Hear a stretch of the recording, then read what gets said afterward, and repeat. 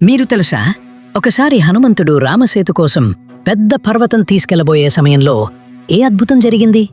రాళ్ల కోసం పర్వతం తీసుకెళ్లబోయే హనుమంతుడికి మధ్యలో గోవర్ధన పర్వతం కనిపిస్తుంది. దానిపై చేతి వేయగానే అద్భుతం! హనుమంతుని శరీరం సగం శిలగా మారిపోతుంది.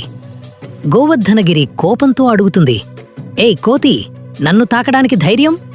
కాని హనుమంతుడు వినమ్రతతో సమాధానమిస్తాడు, రామకార్యానికి రామసేతు నిర్మాణం కోసం మీ సహాయం కావాలి. శ్రీరాముడి పేరు విని గోవర్ధనగిరి సమ్మతిస్తుంది. రామసేతు నిర్మాణం పూర్తవడంతో హనుమంతుడు పర్వతాన్ని మధ్యలో వదిలి క్షమాపణ కోరతాడు. కాని రాముడు కలవడానికి రావాలి అని గోవర్ధనగిరి ఒప్పుతుంది. తరువాత ద్వాపరయుగంలో శ్రీరాముడు మళ్లీ శ్రీకృష్ణుడిగా జన్మించి గోవర్ధనగిరిని చేతితో ఎత్తి హనుమంతుని మాటను పూర్తి చేస్తారు.